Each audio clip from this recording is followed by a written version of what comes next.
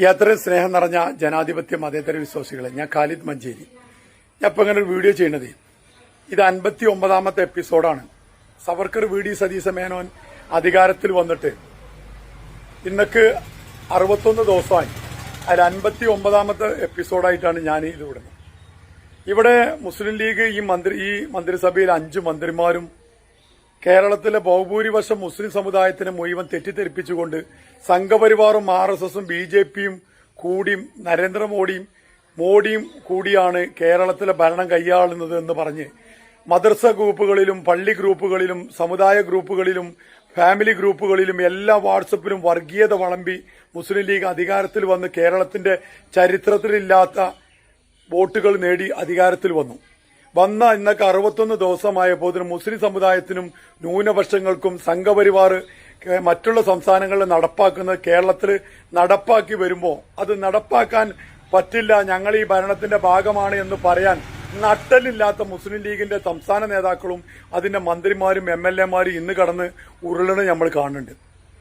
ഇവിടെ വഖഫ് വിഷയത്തിൽ കോഴിക്കോട് കടപ്പുറത്ത് 10,000-കണക്കിന് ജനങ്ങളെ കൊണ്ടുവന്ന് വഖഫ് സന്ദർശന റാലി നടത്തിയ മുസ്ലിം ലീഗ് തന്നെ അല്ലേ ഇന്ന് കേരളത്തിലെ മന്ത്രിമാര് എന്ന് സംശയിച്ചു പോവാ നമ്മളൊക്കെ, അല്ലേ? ഒന്ന് ആലോചിക്കണം. നമ്മള് സംഘപരിവാറും RSSും കൂടി ഇവിടെ ഒരു അജണ്ട കൊണ്ടുവന്നപ്പോ LDF സർക്കാരും മന്ത്രിസഭ ഒന്നായിട്ട് കേരളത്തിലെ ഭരണപക്ഷ പ്രതിപക്ഷം ഒന്നായിട്ട് സുപ്രീം കോടതിയിൽ കേസ് ഫയൽ ചെയ്തിട്ടുണ്ട്.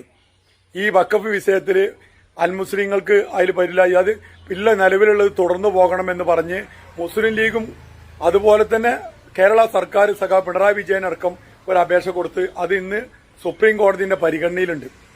ആ നേരത്താണ് കേരളത്തിൽ ഇതൊക്കെ പറഞ്ഞ് അധികാരത്തിൽ വന്ന് അമ്പലവും പള്ളിയും അതുപോലെ തന്നെ ജാതിമത വർഗീയ ഫാസിസ്റ്റുകളെ മുഴുവൻ കൂട്ടുപിടിച്ച് അധികാരത്തിൽ വന്ന അതേ UDF കേരളത്തിൽ ഇന്ന് നേരിട്ട വഖഫ് വിഷയത്തിലെടുത്ത നിലപാട് എന്താന്നുള്ളത് ഇന്നലെ പത്രമാധ്യമങ്ങളിലും ചാനലുകളിലും 2 ദിവസമായി നമ്മളെല്ലാവരും കണ്ടു.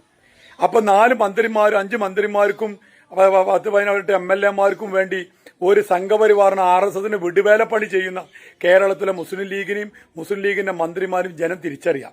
നിങ്ങൾ അധികാരത്തിൽ വരാൻ വേണ്ടി സമുദായ വ്യക്താക്കളും നമുക്കറിയാം, ഇവിടുത്തെ AP മുതൽ സൂപ്പി മുതൽ ഇവിടുത്തെ ജമായത്ത് മുതൽ മുജാഹിദ് മുതൽ എല്ലാ വെള്ളത്തൊപ്പിയും താടിയും വെച്ച മോലിയാര താടി വിലീസിന്റെ മനസ്സുമുള്ള സാമുദായിക നേതാക്കളും മുഴുവൻ മൂടി അധികാരത്തിൽ കയറ്റിയ ഈ സംഘപരിവാറും RSന്റെ അജണ്ട നടപ്പാക്കുന്നിടത്ത് ഇന്ന് അരുതെന്ന് പറയാൻ ഒരു മതമേലധ്യക്ഷന്മാരെയോ അല്ലെങ്കിൽ ഒരു സാമുദായിക നേതാക്കളെയും നമ്മൾ മുന്നോട്ട് കാണില്ല, അല്ലേ?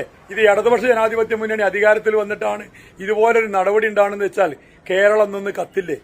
അപ്പൊ നിങ്ങൾക്ക് ഇതൊക്കെ ചെയ്യാമെന്നും നിങ്ങൾ എന്ത് പോയാലും ഉള്ള 5 മന്ത്രിമാര് നിലനിന്ന് പോകണം, സമുദായത്തിന്റെ പേരിൽ ജീവിച്ചു പോകണം എന്ന് കരുതി സമുദായത്തിന് വിടുവേലപ്പണി ചെയ്യുന്ന ഈ നാട്ടിലെ വർഗീയ ഫാസിസ്റ്റുകൾക്ക് അനുകൂലമായ നിലപാടെടുക്കുന്ന ഈ V.D. സതീശ മേനോന് സംഘപരിവാറും RSSന്റെയും ഏജന്റാണ് എന്ന് അന്ന് ഞങ്ങൾ പറഞ്ഞപ്പോൾ നിങ്ങളൊന്നും വിശ്വസിച്ചില്ല. ഇനി ഇവിടുന്നാണ് അനുഭവത്തിൽ നിങ്ങൾ വിശ്വസിക്കുക. ഇത്ര മാത്രം പറയാൻ ഞാൻ പോയെന്തരും, നിങ്ങളൊക്കെ നമ്മളെ സമസ്തന്റെ സംസ്ഥാന പ്രസിഡന്റ് നമ്മളെ ജിബിരി മുത്തുകോയ തങ്ങളൊക്കെ കമ്മ്യൂണിസ്റ്റുകാരനായിട്ട് വാട്സപ്പിലും ഫേസ്ബുക്കിലും പച്ച തെറി വിറ്റാക്കിയ മുസ്ലിം ലീഗുകാരനും ഈ നാട്ടിലെ കോൺഗ്രസുകാരനൊക്കെ ഒന്ന് ചിന്തിക്കുക. സമുദായത്തിന്റെ പേരും പറഞ്ഞ അധികാരത്തിൽ വന്നിട്ട് RSSന്റെ ചെരുപ്പ് നക്കുന്ന ജൂദാസുകളായിട്ട് ഇവിടുത്തെ UDFും മുസ്ലിം ലീഗും മാറിയെന്ന് മാത്രം പറഞ്ഞുകൊണ്ട് നിർത്തുന്നു. ജയ് ഹിന്ദ്.